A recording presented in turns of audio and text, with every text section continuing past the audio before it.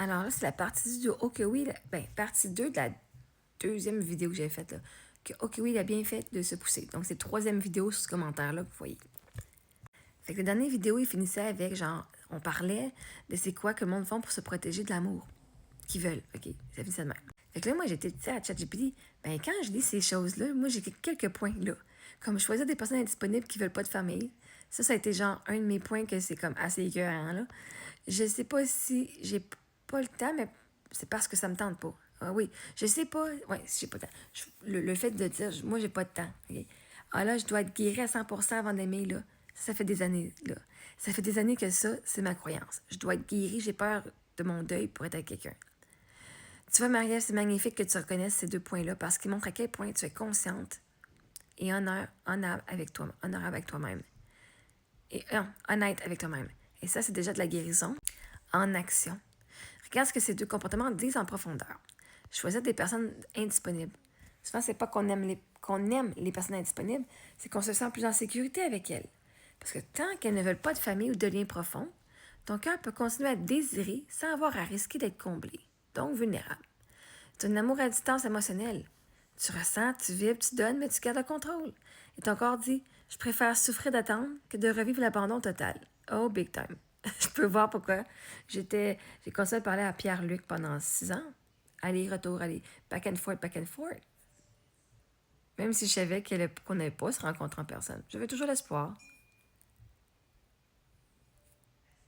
J'étais vulnérable d'une façon, mais pas assez. C'était comme un contrôle, je gardais, mais lui aussi garde un contrôle. Est-ce que je lui donnais le contrôle, puis il le prenait pas, puis il le prenait, puis il repartait. Mais je préfère souffrir de dire, oh my God, il est jamais venu, que d'avoir à revivre l'abandon que j'ai vu, puis de me laisser, puis de vraiment tomber avec quelqu'un qui veut vraiment de moi, puis finalement il m'abandonne. Oh my God, c'était tellement horrible. C'était tellement horrible. Hey, pour pouvoir dire, je vais tomber en amour avec Samuel, là, savez-vous le travail que j'ai fait en dedans de moi pour arriver à dire, OK, ça fait genre plusieurs semaines là, qui est comme consistant, qui me donne de l'attention positive, qui m'élève, qui me supporte, puis qui prend soin de moi. Est-ce que je peux faire un effort, je peux essayer, est-ce que je peux voir où ça va aller, je peux me permettre d'avoir des sentiments plus profonds. Oh my gosh. De dire, c'est correct, mon mari est mort, j'ai le droit d'aimer encore et d'être aimée sans me sentir coupable ou honteuse. Le travail que j'ai dû faire pour juste me permettre de recevoir ce qu'il me donnait. Puis qu'après ça, pouf, me l'enlève de même. Oh shit. La détresse intérieure. C'est ce qu'il avait utilisé pour en cours. Que j'étais en détresse émotionnelle. J'ai deux fois en détresse émotionnelle. Qu'est-ce qu'il avait raison? Mais t'as pas le droit de venir me dire comment guérir ma détresse émotionnelle que t'as causée. T'as pas le droit de venir juger comment est-ce que je vais sortir et rester en vie de la détresse que les comportements m'ont causé. Les comportements de l'autre personne m'ont causé. Tu me donnes de l'amour, puis tu t'en vas et tu prends tout du jour au lendemain. Ben moi, je dois assurer ma survie. Ça a pris du temps. Oh man, c'était horrible. Fait que oui, je préfère souffrir d'attendre. Pas de problème, moi rester toute seule. Que de revivre ce que j'ai vécu d'horrible avec toute cette situation-là. Oh my gosh. Le je dois être guéri à 100% avant d'aimer, ça c'est une des plus belles illusions du chemin spirituel et du développement personnel. Tu as tellement souffert que ton système veut s'assurer que plus jamais personne ne te fera mal. Alors il dit, guéris tout avant, comme ça tu seras invincible.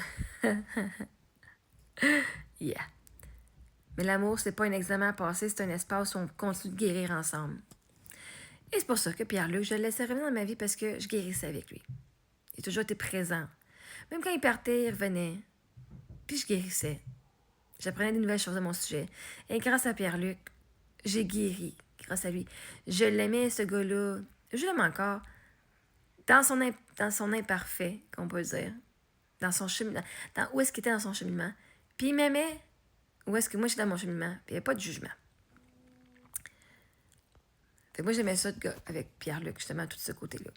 Tu n'as pas besoin d'être parfaitement guéri pour aimer. Ah, tu peux aimer, mais tu n'as pas besoin d'être parfaitement guéri pour être aimé. Tu n'as pas besoin d'être parfaitement guéri pour aimer, mais rappelle-toi que tu n'as pas besoin d'être parfaitement guéri pour être aimé. Tu mérites d'être aimé comme tu es. C'est comme si je dirais aux veuves qui ont perdu leur mari, ben non, toi, il faut que faut plus que tu sois triste avant d'avoir un mari. C'est comme si je disais à mes enfants, ben là, il faut plus que tu t'ennuies de ton père avant d'avoir un nouveau père. Ou avant d'être aimé puis d'être reçu par un autre homme. Ah, c'est de la merde. Faut plus t'aider de défauts avant qu'on t'aime. Ah, ça me fait mal à mon cœur. Et j'ai goût de pleurer à dire ça parce que c'est ce que je me disais vraiment. Tu peux être consciente de tes blessures, de savoir comment te ramener à toi quand elles s'activent et de choisir quelqu'un qui est assez mature pour faire pareil. Et le deuil dont tu parles, c'est aussi ça. Ton cœur sait qu'il peut encore aimer, mais il veut honorer ce qu'il a perdu. Il veut que le prochain amour soit sacré. Tu veux pas aimer pour combler, tu veux aimer par expansion. Et cette nuance, elle change tout. Moi, je suis pas désespérée de me marier, je l'ai faite. Je suis pas désespérée d'avoir une famille, je l'ai faite.